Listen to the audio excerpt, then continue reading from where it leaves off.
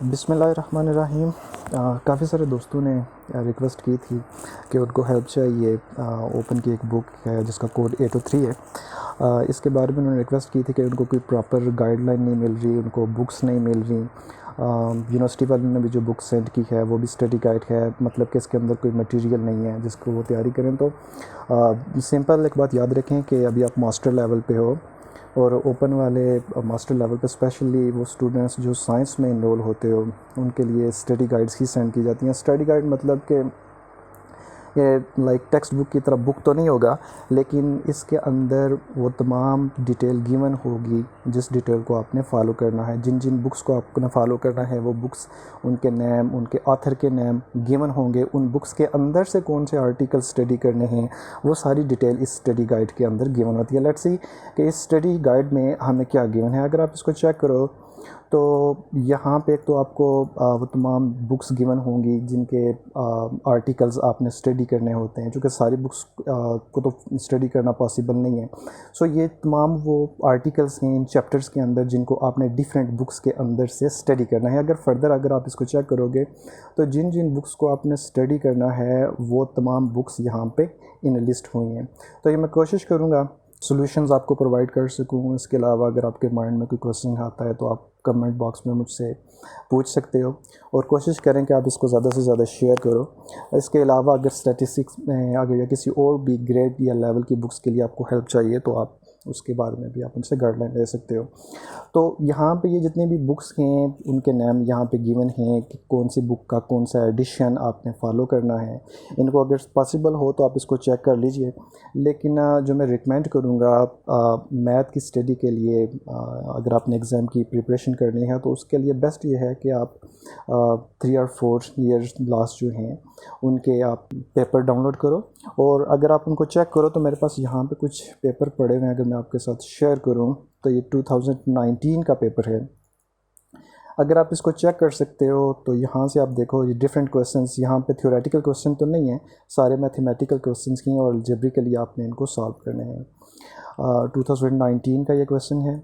Next अगर हम चलें तो ये 2017 का क्वेश्चन है। इसमें भी सब कुछ जो डाटा है इसको आपने अलजेब्रिकली सॉल्व करना है। और एक चीज़ जो आप इसमें चेक करोगे, काफ़ी सारे क्वेश्चन जो हैं वो डिफरेंट सेशंस में कॉमन हैं। तो मतलब ये कि अगर कुछ क्वेश्चंस को आप अच्छे तरीके से तैयार कर लेते हो तो पासिंग मार्क्स तो आप ले जाओगे। लेकिन एक चीज़, इन क्वेश्चंस को सॉल्व करने के लिए आपको इनको अंडरस्टैंड करना ज़रूरी पड़ेगा, क्योंकि हर दफ़ा आपके पास ऑब्वियसली क्वेश्चन अगर एक टाइप का है तो मे बी कि वो डिफरेंट पैरामीटर में आपसे पूछा जाए।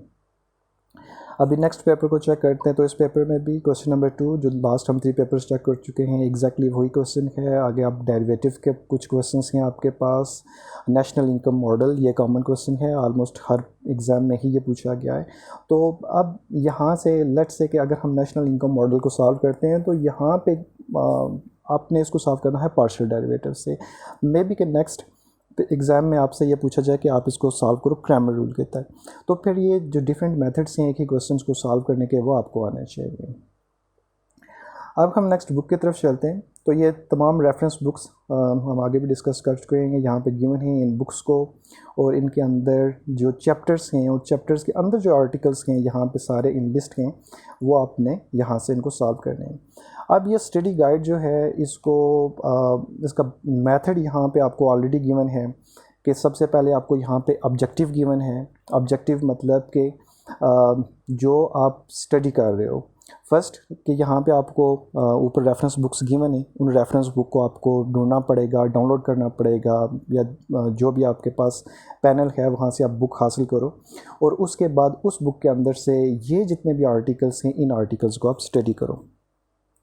उसके बाद यहाँ पे आपको 2 बुक्स यहाँ पे रेफरेंस गिवन हैं, और एट द एंड ये जितने भी आर्टिकल्स के इनको स्टडी करने के बाद आपके पास सेल्फ असेसमेंट क्वेश्चन, मतलब कि अगर आपने इन क्वेश्चंस को खुद सॉल्व कर लिया तो मतलब कि आपने ऊपर वाला जो आपका टास्क था उसको आपने कंप्लीट कर लिया। तो मतलब कि यही आर्टिकल्स, यही टास्क आपने सॉल्व करना है, और यही क्वेश्चंस, इसी तरह के क्वेश्चंस आपके पेपर में भी आएंगे जो कि आपने सॉल्व करने होंगे। तो यहाँ पे आपके पास जिस तरह आपने बैचलर लेवल पे, इंटर लेवल पे या मैट्रिक लेवल पे आपको एक बुक रिकमेंड होती थी और वही क्वेश्चन, एग्जैक्टली वही क्वेश्चंस जो बुक के अंदर थे वही आपने एग्जाम एग्ज़ाम में सॉल्व करने होते हैं, यहाँ पे वो काम नहीं है। यहाँ पे आपको क्या करना पड़ेगा, क्वेश्चन को समझना पड़ेगा और फिर आप अगर वो डिफरेंट वैल्यूज़ देते हैं या डिफरेंट एंगल से उस क्वेश्चन को पूछते हैं तो फिर आपको क्वेश्चन को सॉल्व करना पड़ेगा।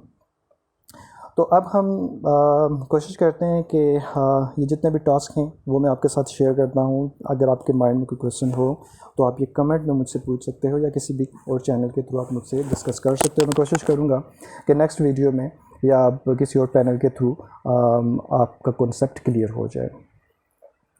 तो लेट्स स्टार्ट।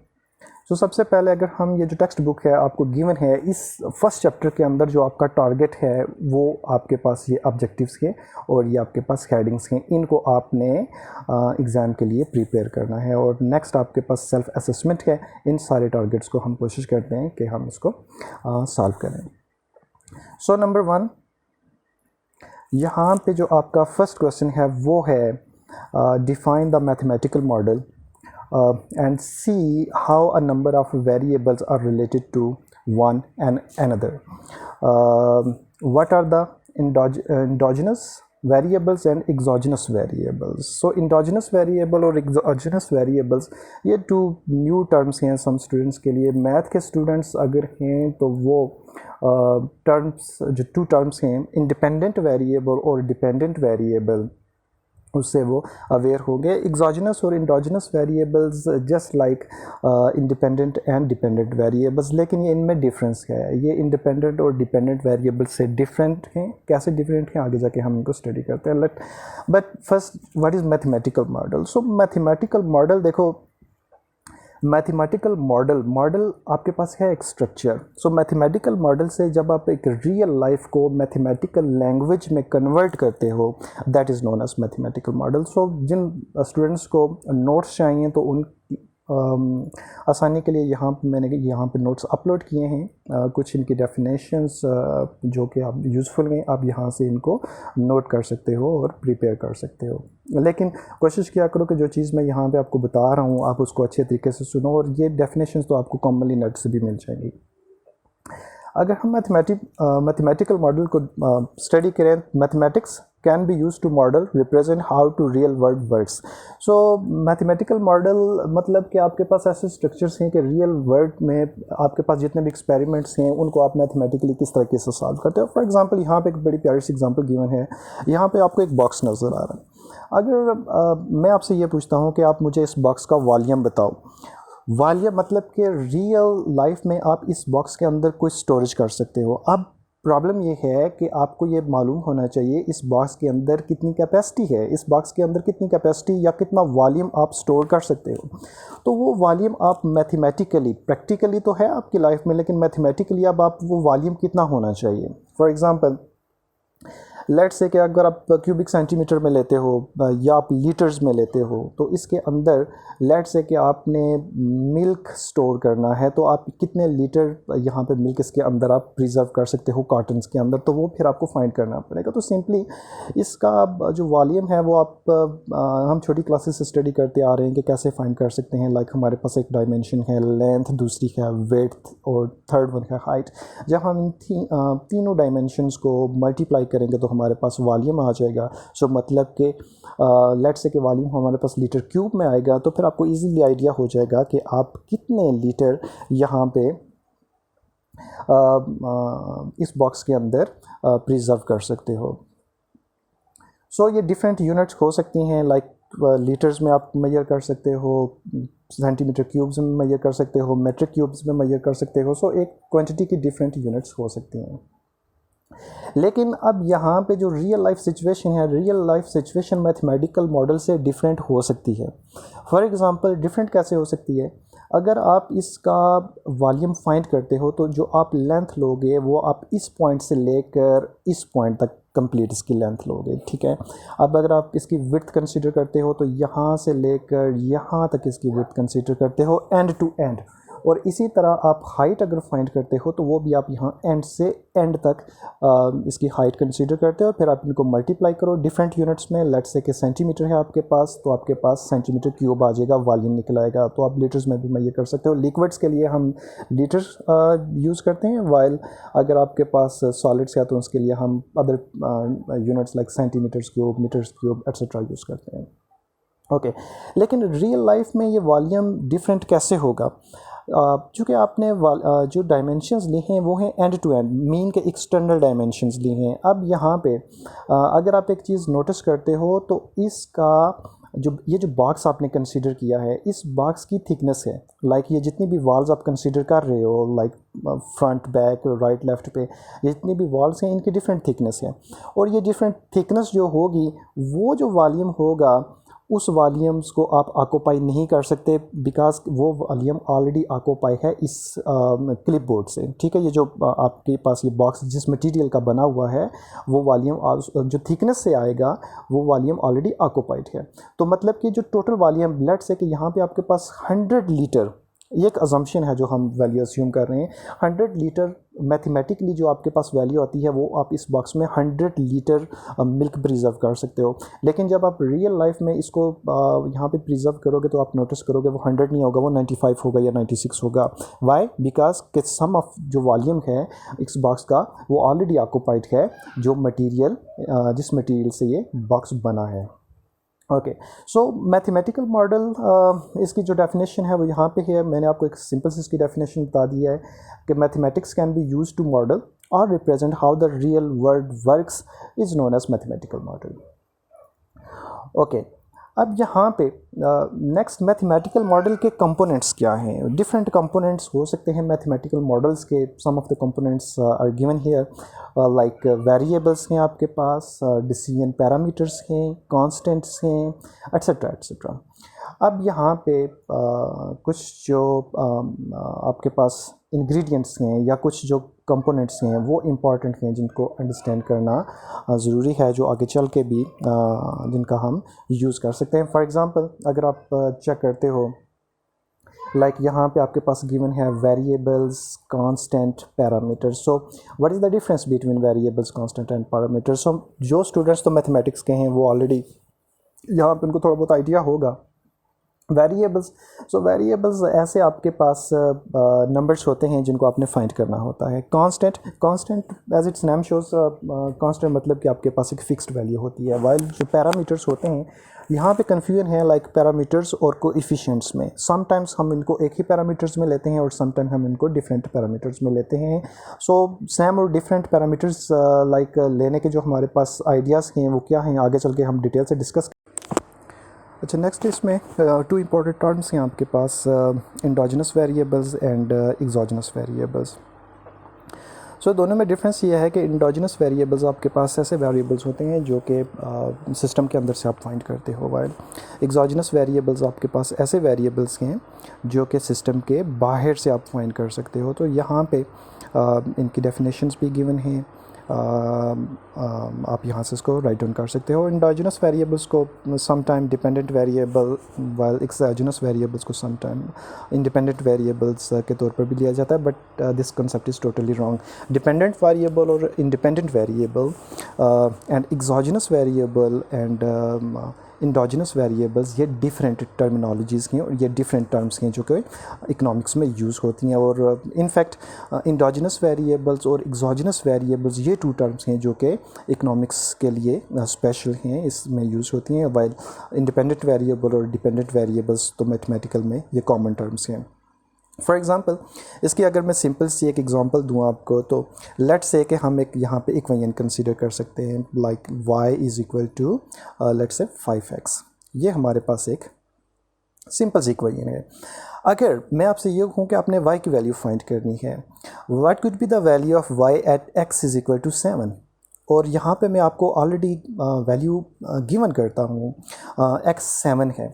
सो अगर आपके पास सिस्टम क्या है, सिस्टम मतलब कि इक्वेशंस आपके पास या वो जो एक्सप्रेशंस होती हैं जहाँ से आप वैल्यूज़ फाइंड करते हो। सो ये जो सिस्टम है आपके पास, इस सिस्टम के अंदर से आपने किस चीज़ की वैल्यू फाइंड करनी है, y की। सो इस केस में y आपके पास होगा इंडोजिनस वेरिएबल्स, वाइल x ये आपको ऑलरेडी गिवन है, ये सिस्टम के अंदर से आपने फाइंड नहीं किया, ये ऑलरेडी आपको यहाँ पे गिवन है, या ये वो वैल्यू अगर आप इकोनॉमिक्स के टर्म्स में लेते हो तो ये वो वाला पैरामीटर है, सिस्टम के बाहर से आपको वैल्यू गिवन है।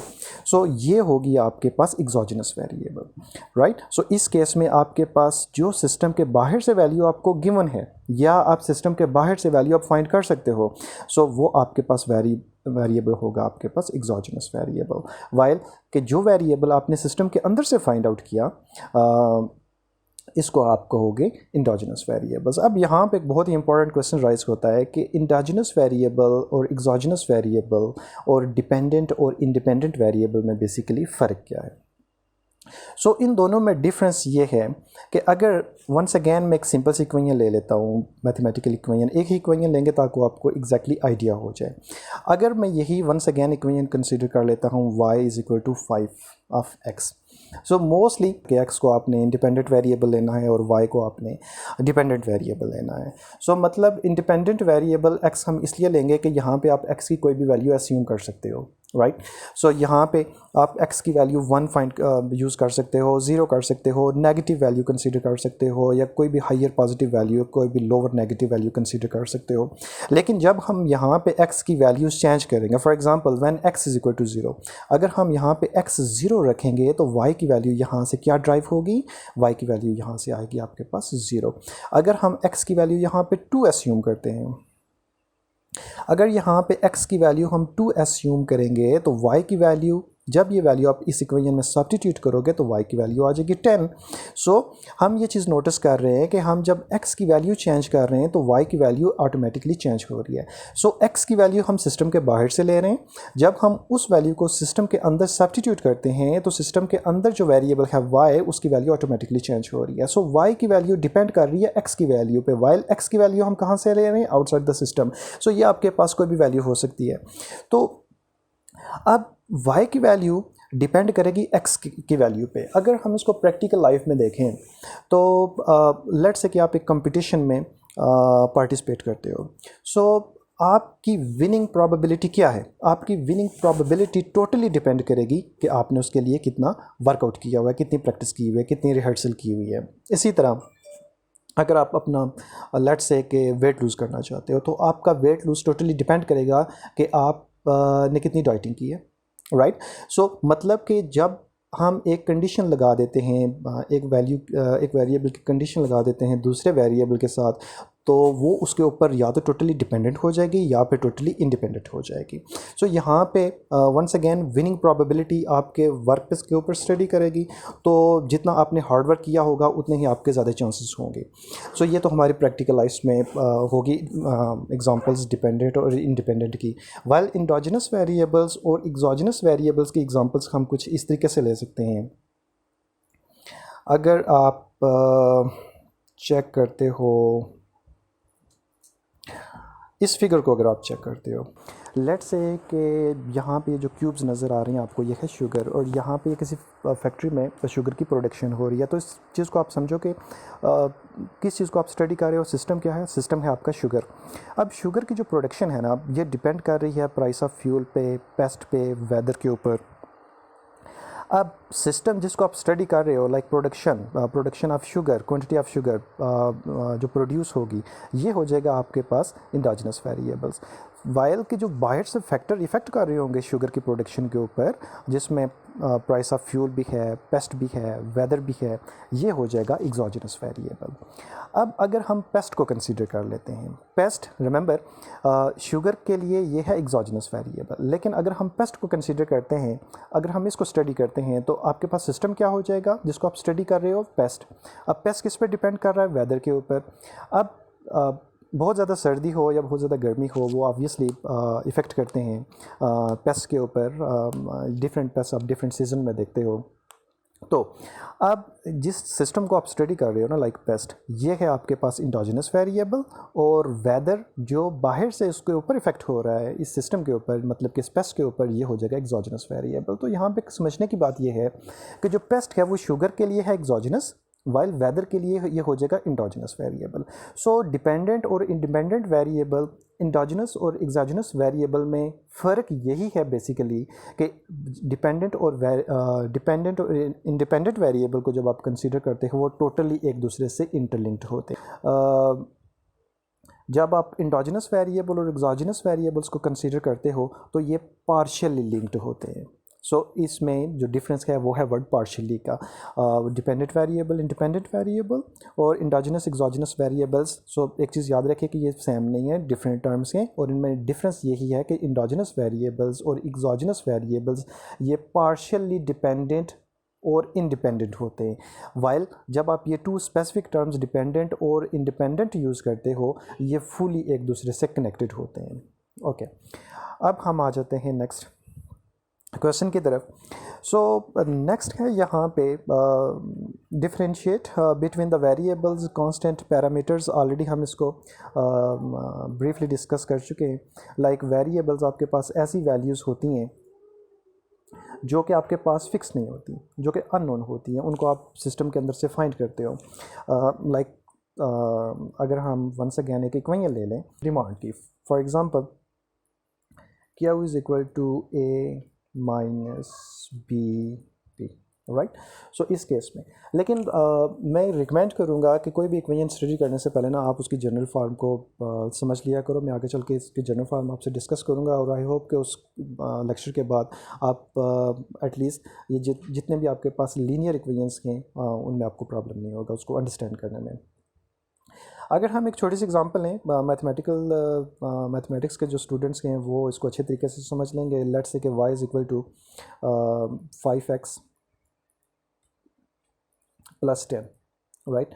अगर मैं इस इक्वेशन को ले लेता हूँ, सो यहाँ पे जो वेरिएबल्स हैं, जो अननोन वैल्यूज़ हैं वो हैं आपके पास अल्फ़ाबेटिकल लेटर्स में जो गिवन है। अगर एग्जांपल 2 को आप चेक करते हो तो इसमें x और y ये आपके पास वेरिएबल्स हैं, बिकॉज हमें नहीं आइडिया कि x की वैल्यू जब हम इसको आइसोलेट करेंगे क्या होगी, y की वैल्यू जब हम इसको आइसोलेट करेंगे क्या होगी। और अगर सिंपली आपको कोई भी इक्वेशन गिवन होती है वो आपको ये कहते हैं कि सॉल्व द इक्वेशन, सिंप्लीफाई या जस्टिफाई, तो उसका मतलब यही होता है कि उसमें जो अननोन वेरिएबल होता है उसको आपने आइसोलेट करना होता है, फाइंड करना होता है।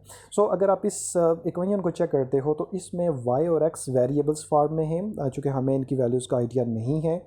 और इसी तरह अगर आप नंबर 10 को चेक करते हो, लास्ट टर्म को चेक करते हो, सो यहाँ पे आपको एक फ़िक्स्ड नंबर है, मतलब कि ये वाली वैल्यूज़ इस वैल्यू के बारे में, इस टर्म के बारे में आप श्योर नहीं हो कि फाइनली ये टर्म क्या होगी। चूँकि अगर आप x की वैल्यू यहाँ पे 1 सब्स्टिट्यूट करते हो तो ऑब्वियसली इस टर्म की वैल्यू 5 निकलेगी। अगर आप x की वैल्यू 2 अस्यूम करते हो तो इस टर्म की वैल्यू 10 निकलेगी। इसी तरह डिफरेंट x की वैल्यूज़ के लिए इस टर्म की वैल्यू डिफरेंट निकलेगी। लेकिन ये जो टर्म है ना आपके पास, ये टर्म चेंज नहीं होगी, ये आपको फिक्स टर्म गिवन है। जब आपको फिक्स्ड वैल्यू गिवन हो that is known as constant. So constant को आप कैसे डिफाइन करते हो? Fixed value is known as constant, variables unknown value is known as variable, while जो पैरामीटर्स हैं, अब पैरामीटर्स यहाँ पे अगर हम इस सेकंड टर्म को चेक करें लाइक 5x को, तो इसमें आप 5 को मोस्टली हम इसको कोएफिशिएंट कंसीडर करते हैं। सम एग्जांपल्स में हम इसको पैरामीटर्स से भी शो करेंगे और सम इक्वेशन में हम इसको कोएफिशिएंट में, दोनों एक द स्लाइटली डिफरेंस है इन दोनों में। आगे चल के हम इनको डिटेल के साथ डिस्कस करेंगे कि एक्चुअली कि ये वैल्यूज़ पैरामीटर और कोएफिशिएंट्स एक दूसरे को चेंज कैसे करती हैं या इन दोनों में डिफरेंस क्या है। बहरहाल आपके पास जो मल्टीपल वैल्यू होगी वेरिएबल की that is known as parameter. So इसको आप इस तरीके से डिफाइन कर सकते हो, like multiple value of the variable is known as parameter. So इसकी मैं डेफिनेशंस रिवाइज कर देता हूँ। यहाँ पे भी आपको इक्वेशंस गिवन हैं डेफिनेशन सॉरी गिवन है। सो यहाँ से आप डेफिनेशन चेक कर सकते हो कि कांस्टेंट क्या है आपके पास एक फिक्स्ड वैल्यू, वेरिएबल क्या है आपके पास अननोन वैल्यू, वाइल जो पैरामीटर्स है वो आपके पास मल्टीपल वैल्यू होती है किसी भी वेरिएबल्स की। फॉर एग्जांपल अगर आप इस एग्जांपल को चेक करते हो लाइक 6x+4y, तो यहाँ पे 6 और 4 जो हैं वो आपके पास कोएफिशिएंट है। लेकिन अगर हम ये एग्जांपल रिलेट कर दें, लेट्स से कि आपके पास एक रेक्टेंगल है, अगर हम एक रेक्टेंगल के साथ रिलेट कर लें तो इस केस में आपके पास x और जो y होंगे लाइक ये आपके पास बन जाएंगे पैरामीटर्स बन जाएंगे। ओके, अब हम आगे चलते हैं। नेक्स्ट क्वेश्चन जो है आपके पास वो है right an equation interpret it and find a slope of straight line. So most important जो है वो है slope of a straight line, और इससे भी जो इम्पोर्टेंट चीज़ वो जो आपने समझनी है वो है straight line. So straight line को समझने के लिए आपको बेसिकली कॉन्सेप्ट क्लियर करना पड़ेगा, लाइक डिफरेंट इक्वेशंस को अंडरस्टैंड करना पड़ेगा। So different sets of equation, जिन लोगों ने असाइनमेंट्स इस सेशन की अब खुद लिखी हैं तो उन लोगों को आइडिया होगा कि आपने असाइनमेंट में क्वेश्चंस को सॉल्व करना था, like different types of equations को आपने एक्सप्लेन करना था। सो हमारे पास डिफरेंट इक्वेशंस हो सकती हैं, डिफरेंट एंगल से हम उनको डिफ़ाइन कर सकते हैं। फॉर एग्जांपल अगर मैं एक लीनियर इक्वेशन ले लूँ, सो लीनियर इक्वेशन मेरे पास होगी y = let's say ax। So a क्या है आपके पास multiple value of x, so y x both are the variables, a is constant. So ये आपके पास linear equation. So linear equation आपके पास ऐसी इक्वेशन होती है जिसमें वेरिएबल्स इक्वेशन के अंदर जो गिवन हो उनकी पावर 1 हो या उनका एक्सपोनेंट 1 हो। सो अगर आप यहाँ पे चेक करते हो, यहाँ पे एक्सपोनेंट तो आपको गिवन नहीं है, बट अगर एक वेरिएबल एग्जिस्ट करता है किसी भी इक्वेशन के अंदर, सो मतलब कि उसका एक्सपोनेंट ऑब्वियसली एग्जिस्ट करेगा जो कि 1 होगा, लेकिन 1 को हम किसी भी जगह रिप्रेजेंट नहीं करते बिकॉज ये तो हमारे पास एक सिंपल सी इट्स अंडरस्टूड कि आपके पास 1 जो है ये मल्टीप्लिकेटिव आइडेंटिटी है। ओके, सो अगर किसी इक्वेशन के अंदर एक्सपोनेंट 1 हो तो उस इक्वेशन को हम कहेंगे लीनियर इक्वेशन। अगर किसी इक्वेशन के अंदर किसी वेरिएबल का एक वेरिएबल हो, 2 वेरिएबल हो या ज़्यादा वेरिएबल्स हो सकते हैं, अगर इक्वेशन के अंदर किसी वेरिएबल का एक्सपोनेंट 1 से ग्रेटर है लाइक 2 है, तो ये आपके पास होगी नॉन लीनियर। सो लीनियर इक्वेशन आपके पास ऐसी इक्वेशन होगी जिसमें जो वेरिएबल्स गिवन होंगे उसका एक्सपोनेंट 1 होगा। अगर आपके पास 1, 2 और मोर देन 2 वेरिएबल्स गिवन हैं, अगर किसी भी वेरिएबल का जो एक्सपोनेंट है वो 1 हो तो वो लीनियर इक्वेशन होगी, और लीनियर इक्वेशन का जो ग्राफ होता है वो हमेशा स्ट्रेट लाइन होगा। फॉर एग्ज़ाम्पल यहाँ पे y = ax गिवन है हमें एक इक्वेशन। सो इसमें अगर हम चेक करें y और x दोनों हमारे पास वेरिएबल्स हैं। सम टाइम तो इक्वेशन जो बुक्स में आप चेक करते हो वो इस फॉर्म में होगी लाइक y = ax, राइट।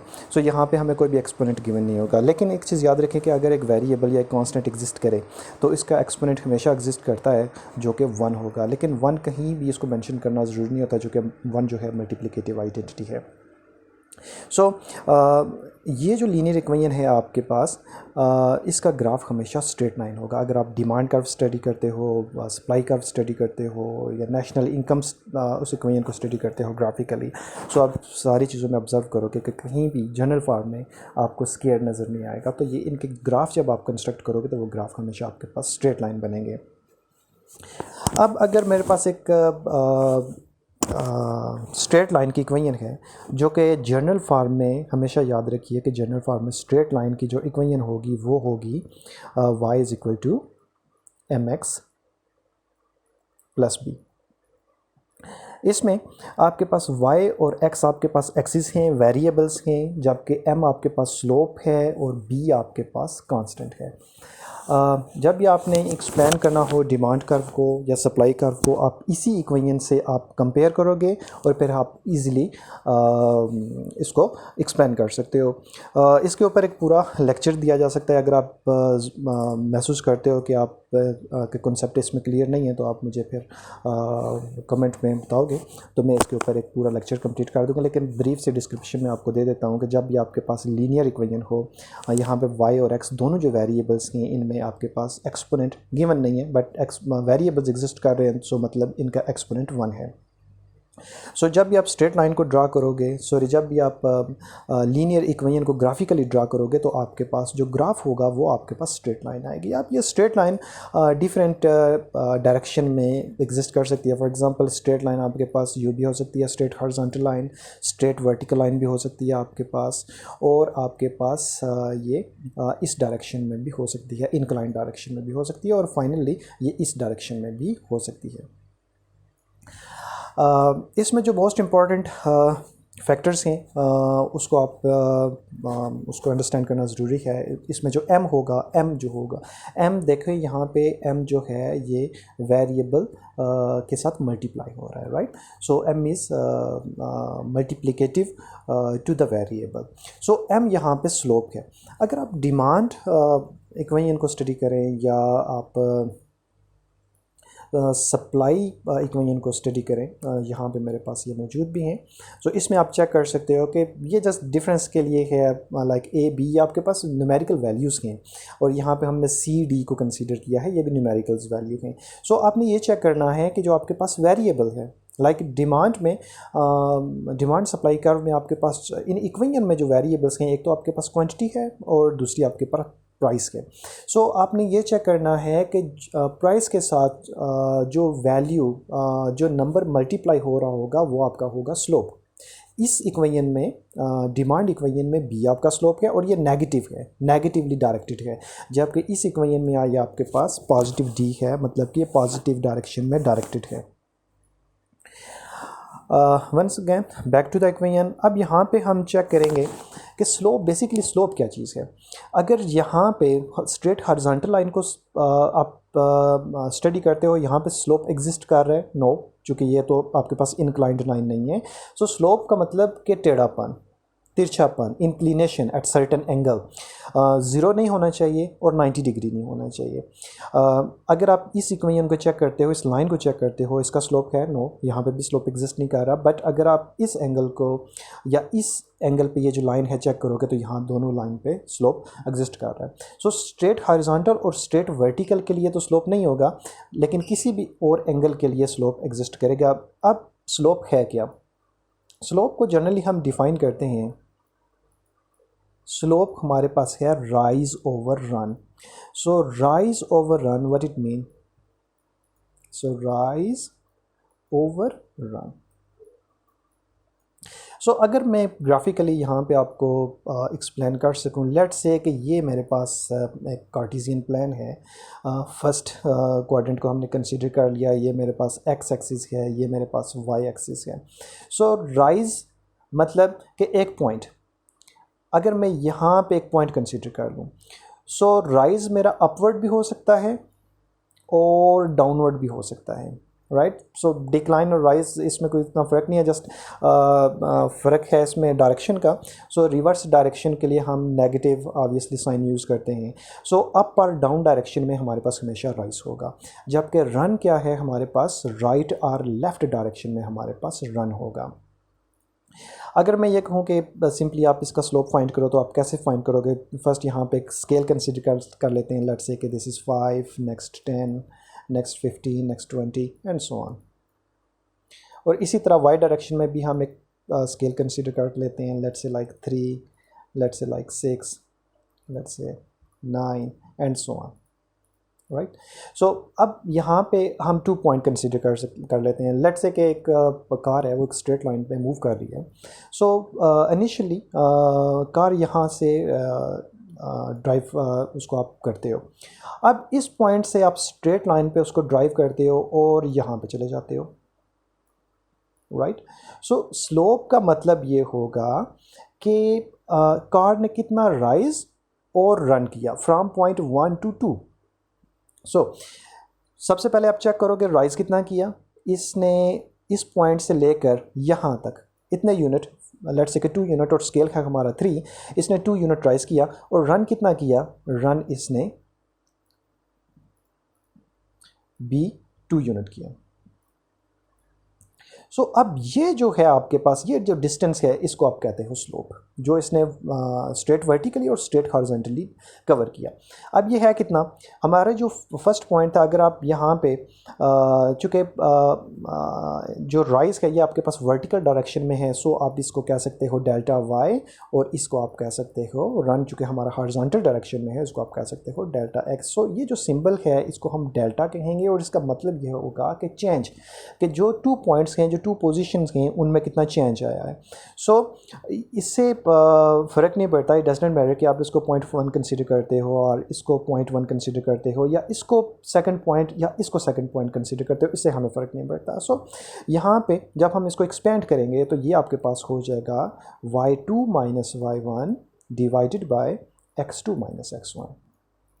सो 2 और 1 क्या है, ये आपके पास गिवन पॉइंट्स हैं, ये आप इसको भी 0.1 कह सकते हो, इसको 0.2 कह सकते हो, इससे फ़र्क नहीं पड़ता। इसको आप इस फार्मूले को आप यूँ भी कर सकते हो, y1 minus y2 divided by x1 minus x2। सो इस तरीके से भी आप इसको रीअरेंज कर सकते हो। अब लेट्स से जो हम ये चूँकि हमारा डिस्टेंस है, डिस्टेंस को आप डिफरेंट यूनिट्स में ले सकते हो, मैं इसको मीटर में लेता हूँ, और x भी मेरे पास डिस्टेंस है, इसको भी मैं मीटर में लेता हूँ।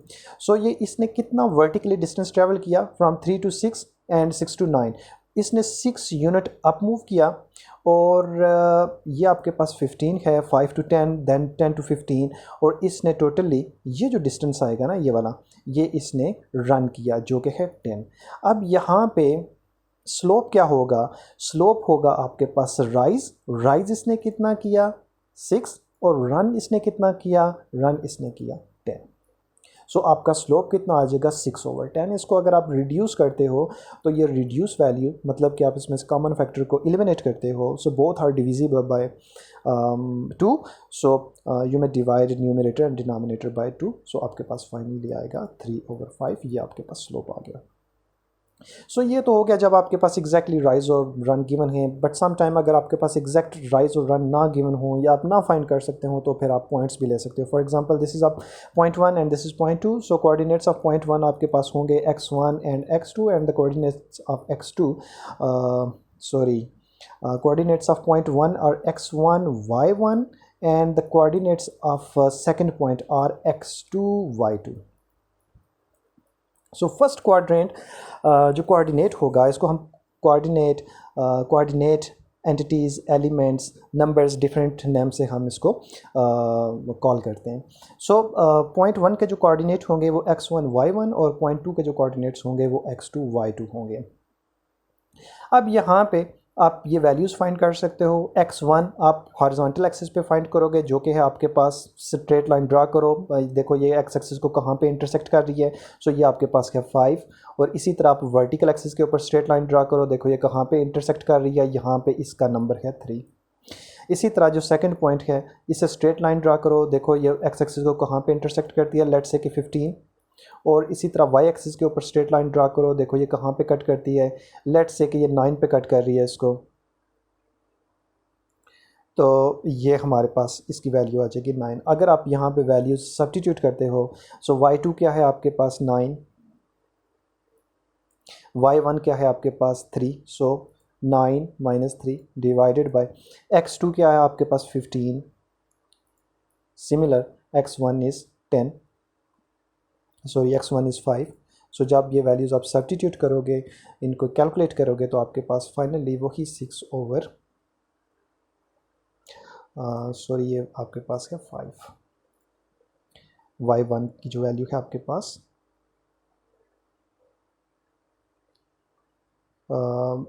x2 आपके पास है 15, और x1 की वैल्यू है आपके पास 5।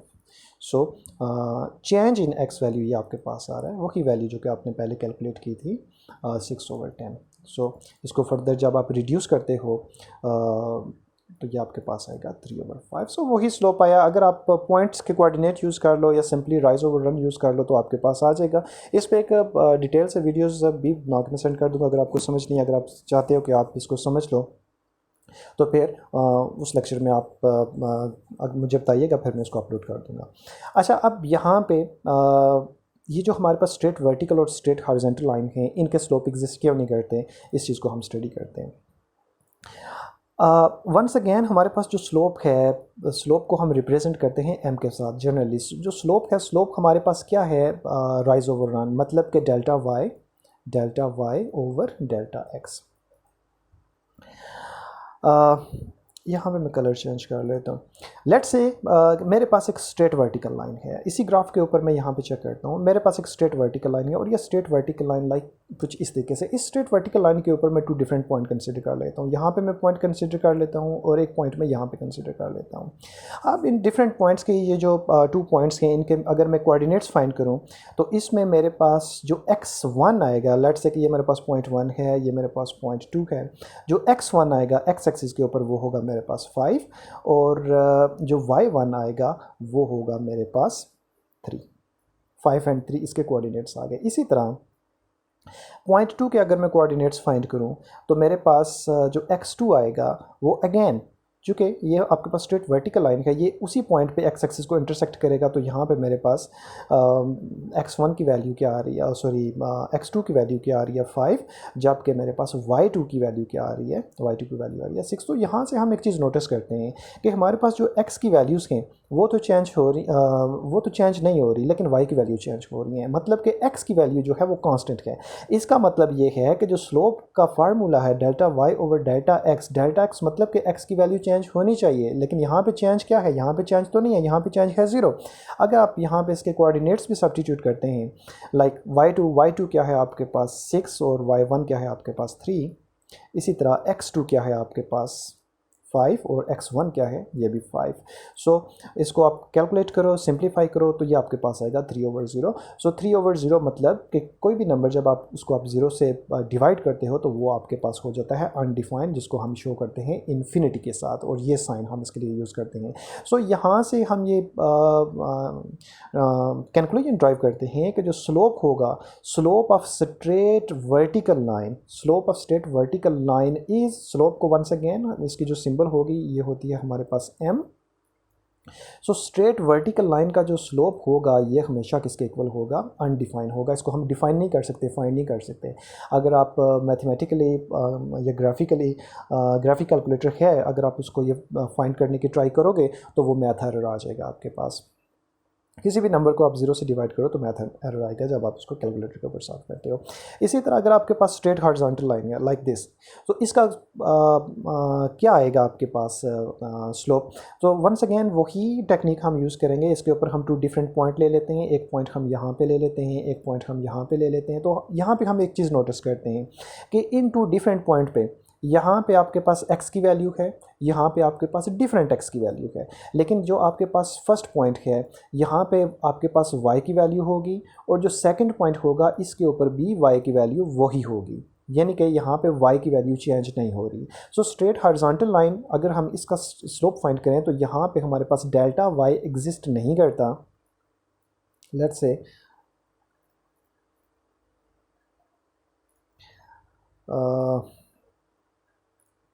वंस अगेन हमारे पास delta y over delta x। तो इस केस में जब आप स्लोप फाइंड कर रहे हो स्ट्रेट हॉरिजॉन्टल लाइन का, तो यहाँ पे क्या होगा कि आपके पास डेल्टा y एग्जिस्ट नहीं करता, मतलब कि चेंज इन y तो नहीं है। अगर वंस अगेन आप इसकी वैल्यूज़ भी फाइंड कर सकते हो, इस फार्मूले में सब्स्टिट्यूट करोगे तो आप ऑटोमेटिकली आप ऑब्जर्व करोगे कि फाइनली आपके पास डेल्टा y चेंज तो 0 आ रहा है, मतलब कि इस पर कोई भी चेंज नहीं है। जो पॉइंट 1 पे y की वैल्यू थी वही पॉइंट 2 पे भी है। So change in y value 0 है, जबकि x पे आपकी डिफरेंट वैल्यू है, डेल्टा x एग्जिस्ट करता है। सो यहाँ पे आपके पास कोई भी नंबर निकल आएगा। लेकिन जब भी आप किसी भी नंबर को 0 पे कोई भी नंबर डिवाइड करो तो ऑटोमेटिकली जो रिजल्ट आएगा वो हमेशा आपका 0 आएगा। सो ये 2 मैथमेटिकल आइडेंटिटीज़, इनको याद रखना ज़रूरी है कि जब आप किसी नंबर से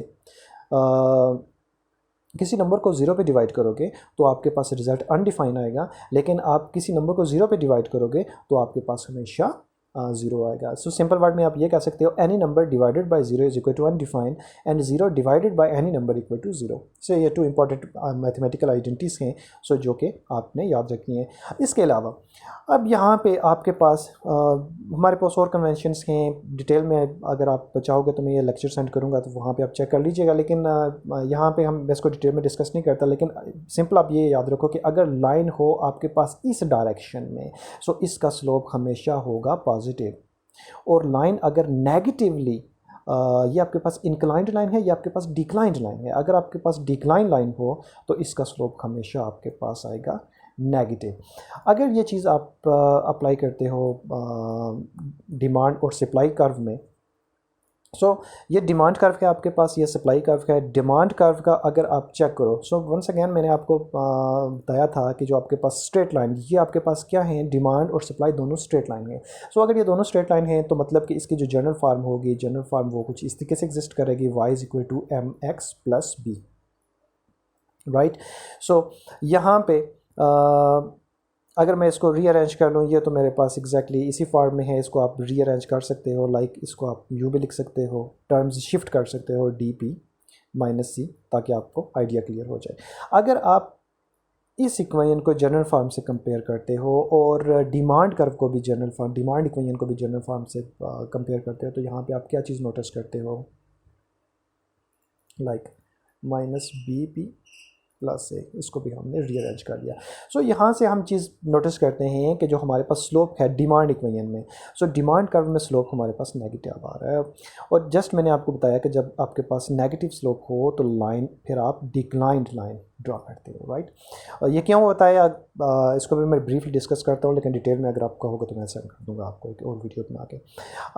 अब ये जो सप्लाई है, अगर सप्लाई इक्वेशन को आप स्टडी करते हो तो यहाँ पे जो स्लोप है ये आपके पास पॉजिटिव है। और यही चीज़ हमने डिस्कस की थी कि अगर स्लोप आपके पास पॉजिटिव निकले तो लाइन आपके पास इंक्लाइंड लाइन आप ड्रा करते हो, राइट। अब बेसिकली होता ये है, स्लोप, इसमें एक चीज़ याद रखो कि जो स्लोप है ये है फ्रैक्शन, राइट। सो फ्रैक्शन है किसका, like change in Y value और change in X value. So fraction हो, डिवीजन हो, रेशो हो, ये बेसिकली एक ही चीज़ें हैं। इनको डिफरेंट मैथमेटिकल फॉर्म में लिख सकते हैं। फॉर एग्जांपल आपके पास एक नंबर है a रेशो b, अगर मैं ये कहूँ कि आप इसको डिवीजन की फॉर्म में लिखो तो आप इसको लिख सकते हो a divided by b। Ratio की फॉर्म, फ्रैक्शन की फॉर्म में लिखो तो आप इसको लिख सकते हो a divided by b। So basically ये एक ही चीज़ें हैं, डिफरेंट फॉर्मेट्स में यहाँ पे हम इनको स्टडी करते हैं। एनीवे, बेसिकली जो हमारा कार्टेशियन प्लान है वो है कुछ इस तरीके से, ये आपके पास पॉजिटिव एक्स एक्सिस है, ये आपके पास नेगेटिव एक्स एक्सिस है, और ये आपके पास पॉजिटिव वाई एक्सिस है, ये आपके पास नेगेटिव वाई एक्सिस है। सो अगर आप फर्स्ट क्वाड्रेंट, ये आपके पास क्वाड्रेंट्स हैं, नंबर 1, नंबर 2, ये नंबर 3 और नंबर 4। अगर आप फर्स्ट क्वाड्रेंट को स्टडी करते हो, अगर कोई एक पॉइंट फर्स्ट क्वाड्रेंट में एग्जिस्ट करता है, सो वंस अगेन अगर मैं ये कहूँ कि आप इसके कोऑर्डिनेट फाइंड करो तो कैसे फाइंड करोगे, सिंपली एक्स एक्सिस के ऊपर एक लाइन ड्रा करोगे और वाई एक्सिस के ऊपर एक लाइन ड्रा करोगे और आप इसके कोऑर्डिनेट फाइंड कर लोगे, मतलब कि इस पॉइंट की वैल्यूज़ फाइंड कर लोगे। सो हम ये नोटिस करते हैं कि जो फर्स्ट क्वाड्रेंट है इसमें हमारा एक्स भी पॉजिटिव है और वाई भी पॉजिटिव है, बोथ आर पॉजिटिव। इसी तरह एक पॉइंट अगर सेकंड कोऑर्डिनेट में एग्जिस्ट कर रहा है तो फर्स्ट आप इसका एक्स कोऑर्डिनेट फाइंड करोगे, जो कि एक स्ट्रेट लाइन ड्रा करोगे एक्स एक्सिस के ऊपर, इसी तरह आप फिर स्ट्रेट लाइन ड्रा करोगे वर्टिकल एक्सिस के ऊपर। सो सेकंड पॉइंट में हम ये नोटिस करते हैं कि हमारा एक्स तो नेगेटिव है जबकि वाई हमारा पॉजिटिव है। थर्ड क्वाड्रेंट में अगर एक पॉइंट लाई कर रहा है तो इस पे वही बात, पहले आप एक्स एक्सिस के ऊपर ड्रा करोगे, फिर आप वाई एक्सिस के ऊपर परपेंडिकुलर ड्रा करोगे, तो यहाँ पे हम नोटिस करते हैं हमारा एक्स भी नेगेटिव है और वाई भी नेगेटिव है। और जो हमारे पास आएगा फोर्थ क्वाड्रेंट, वही बात एक्स एक्सिस पे देन वाई एक्सिस पे, तो हम नोटिस करते हैं कि एक्स तो हमारा पॉजिटिव है जबकि वाई हमारा नेगेटिव है। सो अगर आप एक स्ट्रेट लाइन ड्रा कर रहे हो, सो देखो जब भी आप टू पॉजिटिव नंबर्स को मल्टीप्लाई करो या डिवाइड करो तो obviously result of two positive number is another positive number. Similar इसी तरह अगर आपके पास टू नेगेटिव नंबर्स हैं, उन टू नेगेटिव नंबर्स को आप मल्टीप्लाई करते हो या डिवाइड करते हो, एंड रिमेंबर स्लोप में क्या हो रहा है, स्लोप में आप टू वैल्यूज़ को डिवाइड कर रहे हो। सो थर्ड क्वाड्रेंट में अगर टू वैल्यूज़ को आप डिवाइड करते हो, टू नेगेटिव वैल्यूज़ हैं, सो जब आप टू नेगेटिव वैल्यूज़ को डिवाइड करते हो तो रिजल्ट आपके पास पॉजिटिव ही आता है फाइनली।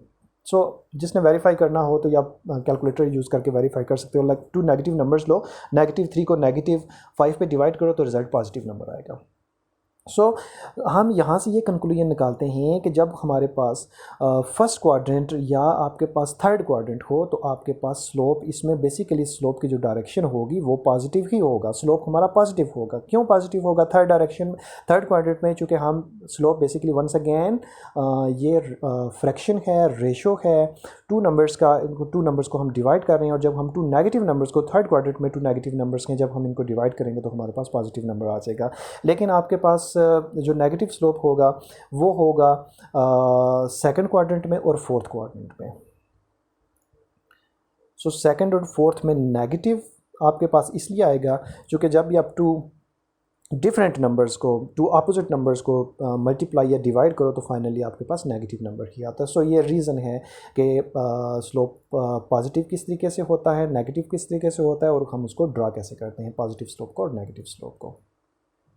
ओके, सो अब हम आगे चलते हैं।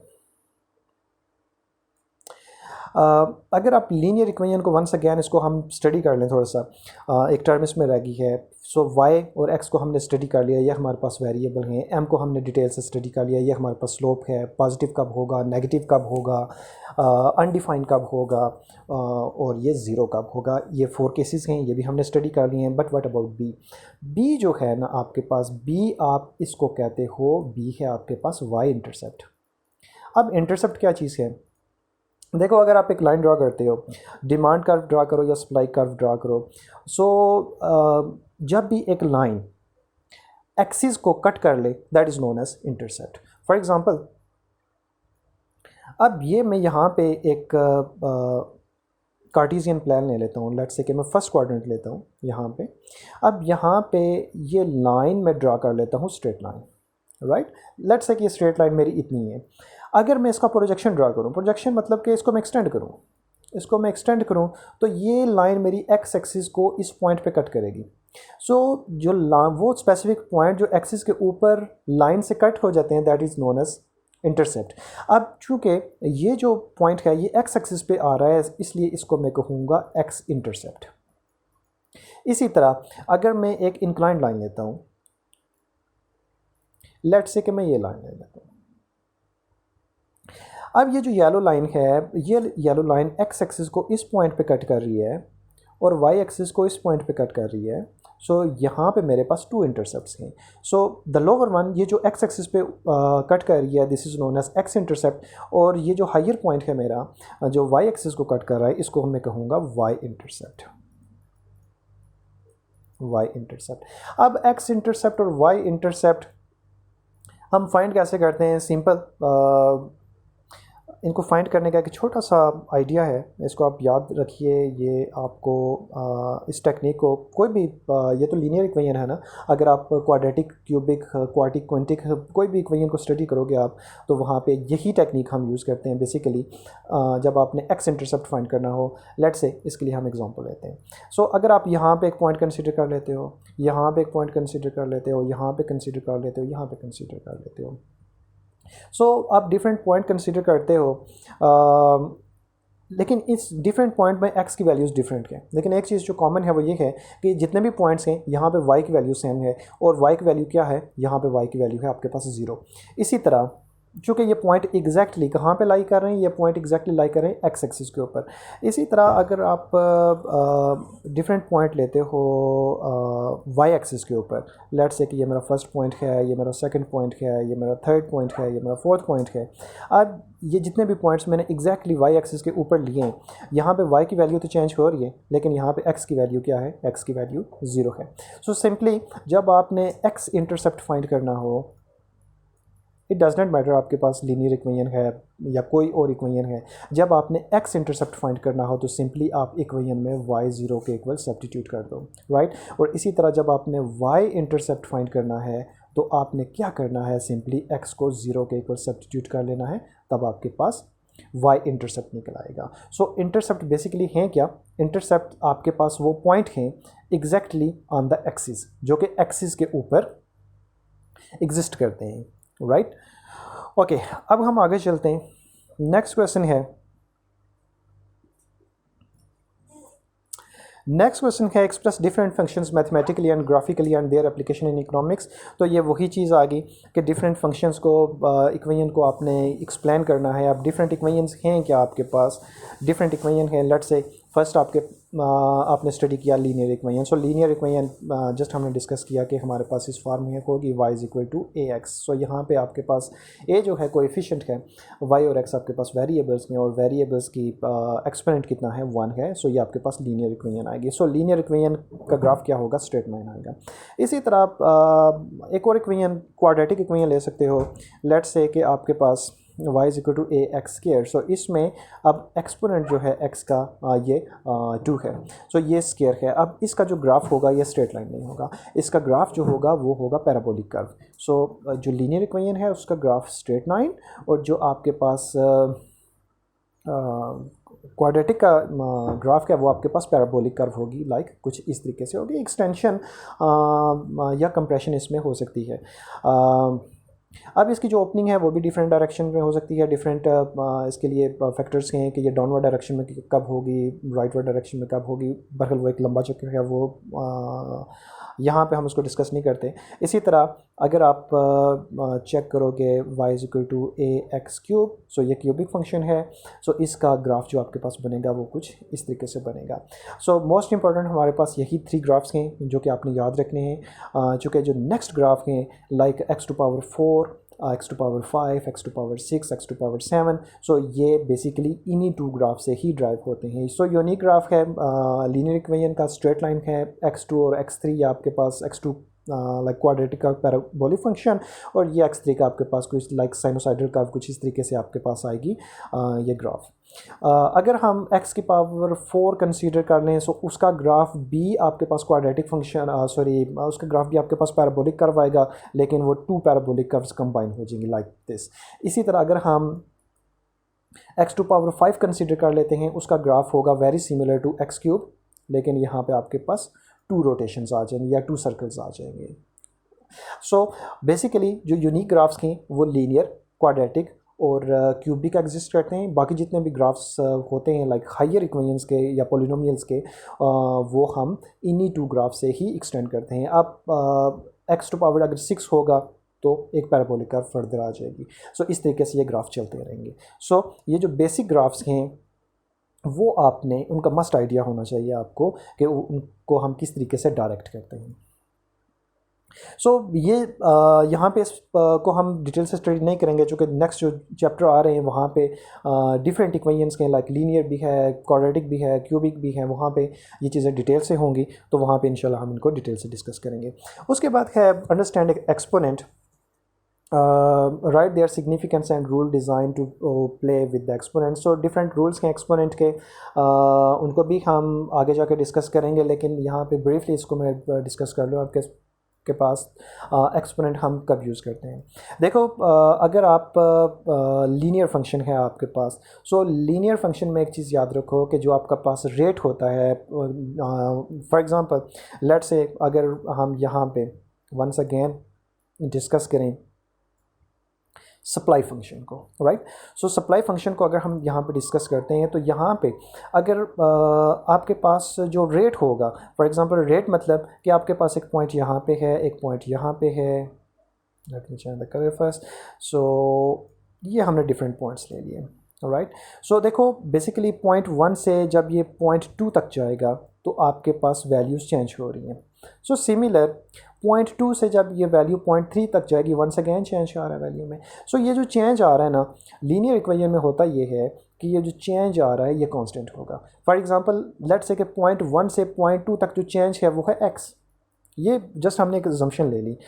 सो पॉइंट 2 से जो पॉइंट 3 तक चेंज होगा वो भी x होगा। इसी तरह पॉइंट 3 से पॉइंट 4 तक जो चेंज होगा वो भी x होगा। सो लीनियर इक्वेशन में जो आपके पास ये आपके पास x है। सो लीनियर इक्वेशन में जो आपके पास चेंज होता है ना रेट, वो कांस्टेंट होता है, जबकि जो क्वाड्रेटिक इक्वेशन होंगे या क्यूबिक इक्वेशन होंगे या कोई भी दूसरी इक्वेशन होंगे उसमें जो रेट होगा वो कांस्टेंट नहीं होगा, वो रेट डिफरेंट होगा। वैल्यूज़ के चेंज होने का जो रेट है वो डिफरेंट होगा।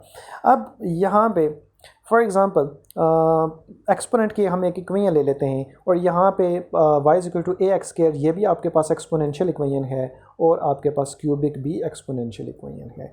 सो अगर हम इक्वेशन ले लेते हैं, लेट्स से कि y is equal to x square, तो यहाँ पे और साथ में इसको हम कंपेयर कर लेंगे ताकि आपको इजीली इसकी समझ आ जाए। सो अगर यहाँ पे आप x की वैल्यू 1 रखते हो, y की वैल्यू भी 1 होगी। अगर आप यहाँ पे x की वैल्यू 2 रखते हो तो y की वैल्यू भी 2 होगी। चूँकि हम ऑलरेडी डिस्कस कर चुके हैं कि x जो है आपके पास इंडिपेंडेंट वेरिएबल है, x की वैल्यू आप सिस्टम के बाहर से ले सकते हो, इसकी वैल्यू यूनिक हो सकती है, लेकिन y की वैल्यू डिपेंड करेगी x के ऊपर, चूँकि y x के ऊपर डिपेंडेंट है। अब इसी तरह यहाँ पे भी आप x की वैल्यू डिफरेंट दे सकते हो। अगर आप x की वैल्यू 1 रखोगे, 1 इस इक्वेशन में सब्स्टिट्यूट करोगे तो y की वैल्यू क्या आएगी, 1 आएगी। बट x की वैल्यू अगर आप 2 रखते हो, इस इक्वेशन में पुट करोगे तो y की वैल्यू क्या आएगी, 4 आएगी। अब x की वैल्यू अगर आप 3 रखते हो, इस इक्वेशन में वंस अगेन सब्स्टिट्यूट करते हो तो y की वैल्यू क्या आएगी, 9 आएगी। अब मेरा कहने का मतलब ये था कि जो रेट होगा वो कांस्टेंट होगा। रेट कांस्टेंट का मतलब क्या है, कोई भी टू रेगुलर कंसेक्टिव वैल्यूज़ ले लो, आप उनका डिफरेंस फाइंड कर लो। फॉर एग्जांपल अगर आप इन 2 कंसेक्टिव वैल्यूज़ का डिफरेंस फाइंड करते हो तो डिफरेंस मतलब कि माइनस करना है आपने, तो यहाँ पे इनका डिफरेंस आएगा 1। नेक्स्ट 2 वैल्यूज़ को अगर आप इनका डिफरेंस फाइंड करते हो तो 1 आएगा। इसी तरह अगर आप नेक्स्ट 2 वैल्यूज़ कंसीडर करते हो, उनका डिफरेंस फाइंड करते हो तो वो भी 1 ही आएगा। तो हम ये नोटिस कर रहे हैं कि जो चेंज है, जो रेट है, वो तो कॉन्स्टेंट है। लेकिन अगर आप क्वाड्रेटिक इक्वेशन लेते हो, एक वैल्यू और कंसीडर कर लेते हैं, लेट्स से कि ये 4 है तो नेक्स्ट आएगा 16। इसी तरह 2 कंसेक्टिव वैल्यूज़ लो तो फर्स्ट जो चेंज है वो हम फाइंड करते हैं कि वो तो 3 आ रहा है। नेक्स्ट जो चेंज है, यानी कि वैल्यूज़ को सब्ट्रैक्ट करो आप, सो हम ये नोटिस करेंगे कि यहाँ पे 5 आ रहा है। नेक्स्ट जो चेंज है, यहाँ पे इस चीज़ को आप नोटिस करोगे कि ये अब 7 आ रहा है। तो मतलब कि जो वैल्यूज़ चेंज हो रही हैं ये कांस्टेंट रेट के साथ नहीं हो रही। सो यहाँ पे जब आपकी इकॉनमी क्विकली ग्रो करे या डिक्लाइन करे तो हम उस वक्त यूज़ करते हैं एक्सपोनेंशियल फंक्शन या एक्सपोनेंट्स यूज़ करते हैं, राइट। सो एक्सपोनेंशियल फंक्शन हम उस वक्त यूज़ करते हैं जब हमारे पास जो राइज है या फॉल है वो कांस्टेंट रेट में ना हो, जबकि लीनियर इक्वेशंस हम तब यूज़ करते हैं जब जो हमारे पास लाइक वैल्यूज़ इंक्रीज़ होती हैं या डिक्रीज़ होती हैं वो कांस्टेंट रेट के साथ हों। सो ये बेसिकली इसकी सिग्निफिकेंस भी यही है, मतलब कि इम्पॉर्टेंस यही है कि हम जब क्विकली वैल्यूज़ ग्रो करें या डिक्लाइन करें तो हम उस वक्त एक्सपोनेंशियल फंक्शन को यूज़ करके हम फोरकास्टिंग कर सकते हैं, प्रिडिक्ट कर सकते हैं, जो प्रीवियस वैल्यू हैं उनको फाइंड कर सकते हैं, एट्सेट्रा एट्सेट्रा। ये डिफरेंट यहाँ पे इनके फंक्शंस हैं। अच्छा, नेक्स्ट है सब हेडिंग्स। ऑलरेडी वही चीज़ें हैं कि जो हम स्टडी कर चुके हैं, ingredients of mathematical model, parameter, constant, variable, सारी चीज़ों को हम स्टडी कर चुके हैं और यहाँ पे ये सारी चीज़ें अवेलेबल भी हैं। अगर आप यहाँ से कॉपी करना चाहो इनको तो यहाँ पे इसकी स्क्रीनशॉट लेके आप अपने नोट्स में इनको लिख सकते हो। सो नेक्स्ट आगे हम चलें तो हमारे पास हैं लीनियर इनइक्वालिटीज़। सो लीनियर इनइक्वालिटीज़, लीनियर फर्स्ट इस चीज़ को तो आप अंडरस्टैंड कर चुके होंगे कि लीनियर मतलब कि आपके पास कांस्टेंट रेट यहाँ पे है और यहाँ पे जो वेरिएबल्स यूज़ करते हो उनका एक्सपोनेंट भी 1 है। अब यहाँ पे लीनियर इनइक्वालिटीज़ का मतलब ये होगा कि ये आपके पास यानी कि बैलेंसिंग या इक्विलिब्रियम स्टेट में प्रोडक्ट्स नहीं हैं। फॉर एग्ज़ाम्पल अगर मैं यहाँ पे अगर आप मुझे एक मोमेंट तो मैं एक पिक्चर आपके साथ शेयर करूँ।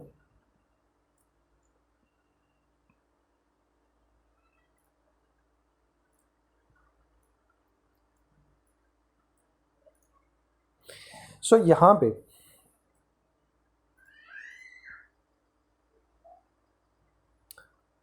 नेट थोड़ा सा स्लो है इसलिए थोड़ा सा अपलोड होने में टाइम ले रहा है। इसको हम डिटेल के साथ डिस्कस करेंगे कि ये है क्या। ये आपके पास डिमांड और सप्लाई कर्व हैं। सो देखो मैं आपको ऑलरेडी डिस्कस कर चुका हूँ आपके साथ कि लेट्स से कि ये मेरे पास कार्टेशियन प्लान है और यहाँ पे मेरे पास एक फंक्शन है, वो है क्वाड्रेटिक फंक्शन और इसका ग्राफ आएगा मेरे पास पैराबोलिक कर्व, और एक फंक्शन है वो है लीनियर और इसका ग्राफ आएगा स्ट्रेट लाइन, राइट। सो यहाँ पे अगर हम चेक करते हैं, यहाँ पे एक पॉइंट ले लेते हैं, एक पॉइंट हम यहाँ पे ले लेते हैं, एक पॉइंट हम यहाँ पे ले लेते हैं। देखो आपके पास अगर डिफरेंट फंक्शंस हैं, यहाँ पे हमारे पास फंक्शन कैसे हैं, कितने फंक्शन हैं, यहाँ पे हमारे पास 2 फंक्शंस हैं, एक है डिमांड और दूसरा है हमारे पास सप्लाई फंक्शन। यहाँ पे हमारे पास कितने फंक्शंस हैं, 2 फंक्शन हैं, एक है आपके पास क्वाड्रेटिक, एक है लीनियर फंक्शन। और क्वाड्रेटिक और लीनियर फंक्शन ये जो 2 पॉइंट्स हैं, इन 2 पॉइंट्स पे एक दूसरे को इंटरसेक्ट कर रहे हैं। अगर आप डिमांड और सप्लाई कर्व को लेते हो, डिमांड और सप्लाई कर्व में ये जो पॉइंट है यहाँ पे फंक्शन एक दूसरे को इंटरसेक्ट कर रहे हैं। सो इक्विलिब्रियम तब प्रोड्यूस होगा जब 2 फंक्शंस एक दूसरे को इंटरसेक्ट करते हैं, राइट। सो इक्विलिब्रियम से पहले या बाद में तो आपके पास डिफरेंट सिचुएशंस हो सकती हैं, लाइक एक चीज़ कम होगी दूसरी ज़्यादा हो जाएगी एंड वाइस वर्सा। लेकिन जहाँ पे वो पॉइंट जहाँ पे 2 ग्राफ एक दूसरे को इंटरसेक्ट करते हैं वहाँ पे हमेशा इक्विलिब्रियम प्रोड्यूस होगा। फॉर एग्जांपल अगर मैं ये वाला पॉइंट ले लूँ, लेट्स से कि ये मेरे पास है एक्स एक्सिस, राइट। सो इस पॉइंट पे यहाँ से मैं एक परपेंडिकुलर ड्रा करता हूँ। ये परपेंडिकुलर मेरा परपेंडिकुलर मतलब कि आपने स्ट्रेट लाइन ड्रा करनी है, तो ये कुछ इस तरीके से ड्रा होगा, राइट। सो यहाँ पे एक्स की वैल्यू तो सेम है, एक्स की वैल्यू सेम है, लेकिन अगर हम इन 2 कर्व्स को स्टडी करें तो यहाँ पे जो मेरे पास लीनियर कर्व है यहाँ पे y की वैल्यू लेस है, जबकि जो मेरे पास क्वाड्रेटिक कर्व है यहाँ पे y की वैल्यू तो काफ़ी ज़्यादा है against the same x value. यहाँ पे भी सेम केस है। सो अगर यहाँ पे आप एक लेट्स से एक पॉइंट कंसीडर कर लेते हो, यहाँ पे लेट्स से कि ये पॉइंट आपने कंसीडर कर लिया, यहाँ पे आपके पास क्वांटिटी है, लेट्स से कोई भी आप एक अमाउंट कंसीडर कर लो, यहाँ पे हम एक क्वांटिटी कंसीडर कर लेते हैं 15, ये है आपके पास x वैल्यू, यहाँ पे 15 x की वैल्यू तो कांस्टेंट है। अब इसके अगेंस्ट अगर हम y की वैल्यू फाइंड करें तो कैसे कर सकते हैं। सो हम इस सप्लाई कर्व को कंसीडर करते हैं, ये तो शिफ्ट होगी, इसको आप इग्नोर कर दो, और ये मेरे पास डिमांड कर्व है। सो यहाँ पे इसके अगेंस्ट अगर मैं y की वैल्यूज़ फाइंड करूँ, मतलब कि प्राइस फाइंड करूँ, तो मेरे पास जो सप्लाई यहाँ पे आ रही है यहाँ पे, और मेरे पास जो डिमांड कर्व है यहाँ पे इस पे जो y की वैल्यूज़ हैं वो दोनों डिफरेंट आ रही हैं। So against the same value of x। सो मतलब ये कि इक्विलिब्रियम, अब यहाँ पे इस पॉइंट पे तो इक्विलिब्रियम है, लेकिन इस पॉइंट पे इक्विलिब्रियम नहीं है, और जो कोई और पॉइंट होगा जो कि कॉमन नहीं होगा डिमांड और सप्लाई का। फॉर एग्जांपल यहाँ पे अगर हम चेक कर लें, यहाँ पे सॉरी चूँकि हमने ये कर्व ली हुई है, सो अगर मैं यहाँ पे एक पॉइंट कंसीडर करूँ, सो यहाँ पे सप्लाई ये ज़्यादा है और यहाँ पे जो डिमांड है इनको आप कंपेयर कर लो। यहाँ से हम चेक कर सकते हैं कि इनकी जो प्राइसेस हैं ये डिफरेंट प्राइसेस हैं, यहाँ पे इनमें काफ़ी डिफरेंस आ रहा है इन दोनों प्राइसेस में, राइट। लेकिन यहाँ पे क्या होगा, इस पॉइंट के ऊपर डिमांड और सप्लाई दोनों सेम हो जाएंगे। सो ये क्वेश्चन, इस तरह का क्वेश्चन जितने भी आपके प्रीवियस सेशंस हैं लाइक 4 इयर्स तक, एक क्वेश्चन तो मस्ट आता है कि आपने इक्विलिब्रियम प्राइस फाइंड करनी होती है, आपको डिमांड इक्विलिब्रियम भी गिवन होती है, आपको सप्लाई इक्विलिब्रियम भी गिवन होती है, आपने इक्विलिब्रियम प्राइस फाइंड करनी होती है। सो इक्विलिब्रियम प्राइस फाइंड कैसे करनी होती है, सिंपल, इक्विलिब्रियम प्राइस आपकी कहाँ पे एग्जिस्ट करेगी, जहाँ पे दोनों कर्व्स एक दूसरे को इंटरसेक्ट करेंगी, उस पॉइंट पे आपने दोनों को इक्वलाइज कर लेना है और आपने इनको फाइंड कर लेना है एक दूसरे के इक्वल रख के। ये आगे नेक्स्ट क्लास में हम इसको, मैं आपको स्टडी करेंगे कि हम इसको कैसे सॉर्ट आउट कर सकते हैं। ओके, नेक्स्ट जो हमारे पास है वो है relation and function of one variable multiple variables. Briefly है तो हम इसको कब डिस्कस कर चुके हैं, आगे चैप्टर्स में हम फर्दर इसको साथ साथ डिस्कस करते जाएंगे। सेल्फ असेसमेंट में कुछ क्वेश्चंस हैं, ये अब आप चेक करोगे खुद। इसमें अगर आपको समझ नहीं आ रही तो वो आप मुझसे फर्दर डिस्कस कर सकते हो कि क्या चीज़ है जिसके ऊपर आपका कॉन्सेप्ट क्लियर नहीं है, वो चीज़ हम इंशाल्लाह नेक्स्ट क्लास में स्टडी करेंगे।